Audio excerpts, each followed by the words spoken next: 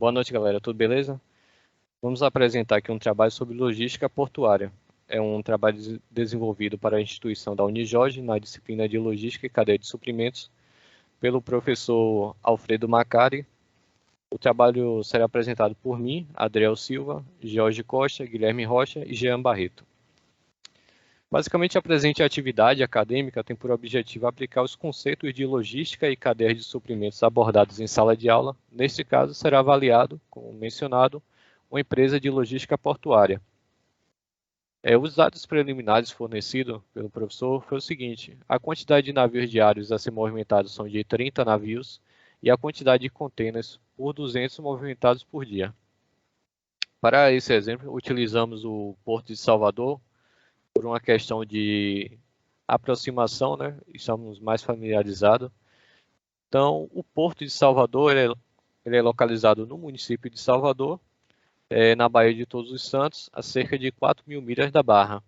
As características geográficas do porto é 2.902 metros de cais acostáveis, com a profundidade entre 8 a 15 metros, variando dependendo de cada unidade de armazenamento.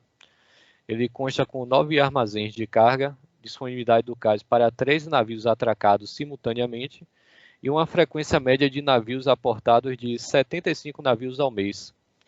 Atualmente as instalações são compostas por 6 portêineres, 8 empilhadeiras para contêineres cheios, 3 empilhadeiras para contêineres vazios, 8 RTGs sobre rodas e a capacidade de movimentação de carga estimada em cerca de 5 milhões de toneladas ao ano.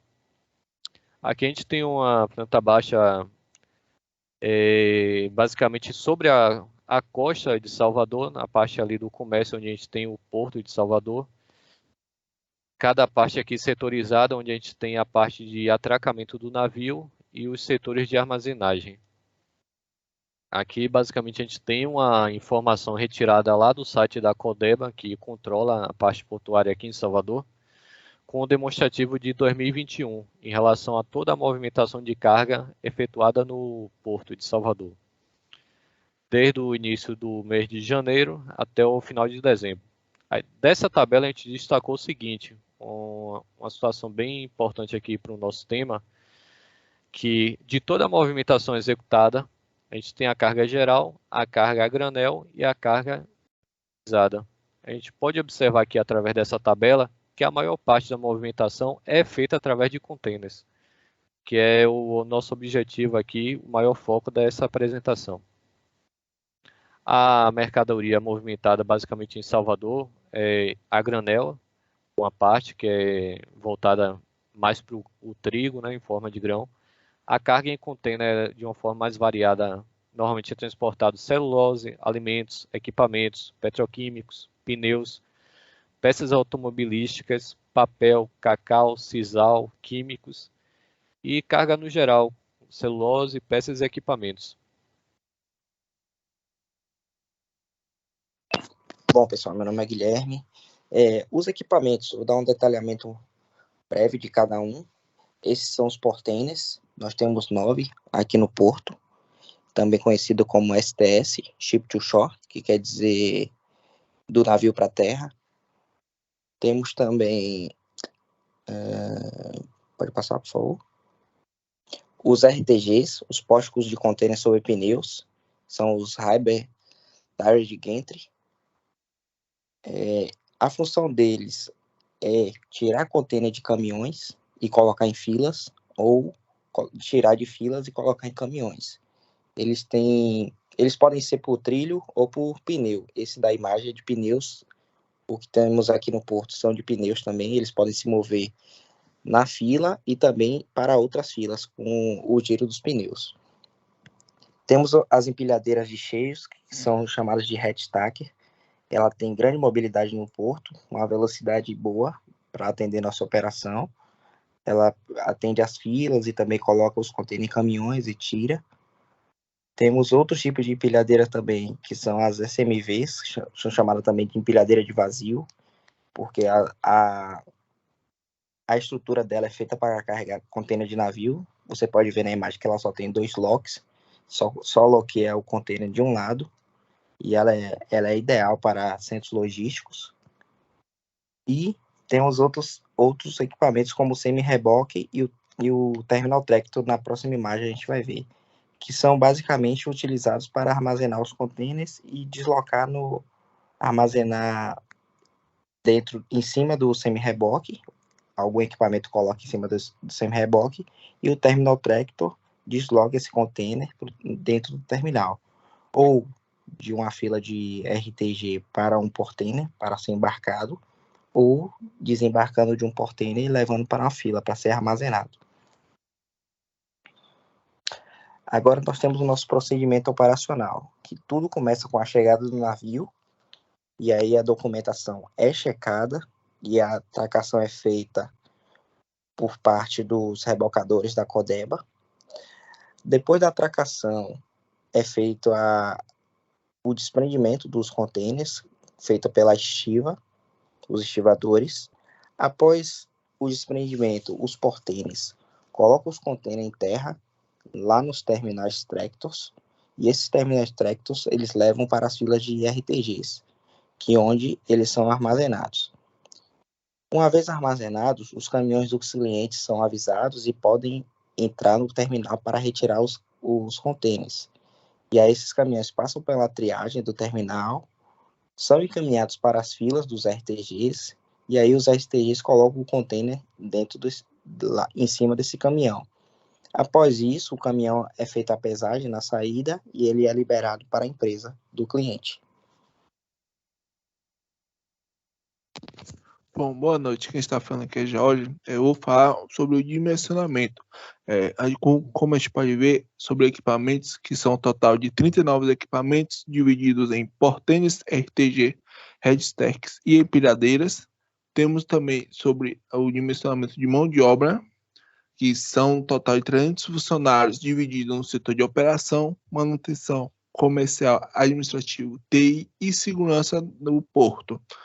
Temos também sobre o controle de indicadores logísticos do porto, a gente segue o índice de avarias, nível de serviço ao cliente, custo por movimento, a acurácia da documentação de entrega, índice de aproveitamento da frota, custo de manutenção e movimentação de cada container feito. Também temos o MTBF, que se refere à média de tempo que se passa entre a falha, uma parada não programada, caso a máquina quebre. A gente também tem esse tempo, e também o MTTR, que é a média de tempo que se leva para realizar uma correção após uma parada dessa máquina também.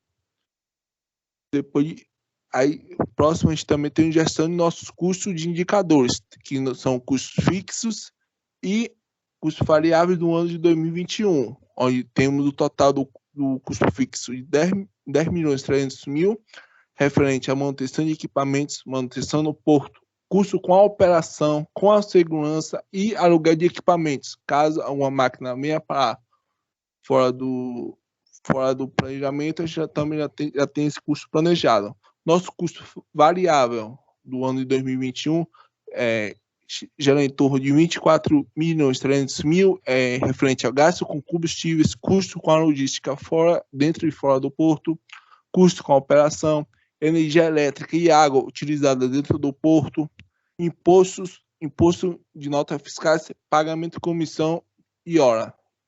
Nosso ganho anual de 235 milhões, e nossa despesa é em torno de 34.600.000. Nosso total de ganho, que é o ganho anual, menos a despesa, é 200.400.000. E aqui temos nossa rede logística, onde vocês podem ver onde o navio vem, de onde o navio sai para chegar ao nosso Porto de Salvador. Do Porto de Salvador, ele é direcionado, pode ser carregado um outro navio em direção em outros portos, ou pode sair de forma de ferrovia ou de forma terrestre, transporte terrestre. Referente ao nosso nível de serviço logístico, os indicadores operacionais e de satisfação do cliente, o chamado NPS, mostram que nossa empresa vem melhorando a performance mesmo diante das adversidades do cenário externo global, como a pandemia e a guerra. Atualmente, o nosso NPS, que é medido de 0 a 10, está em 9. Os nossos indicadores e melhorias dentro do porto. Através de ferramentas que utilizam o Power BI, foi possível identificar alguns gargalos na operação de 2 navios nesse primeiro trimestre de 2022. Foi executado o plano de ação e, a partir disso, esses mesmos navios retornaram e aí obtivemos uma performance acima do esperado.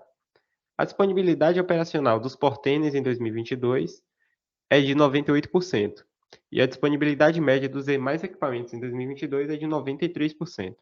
O nosso custo médio por movimento atualmente, em 2022, é de R$ 260.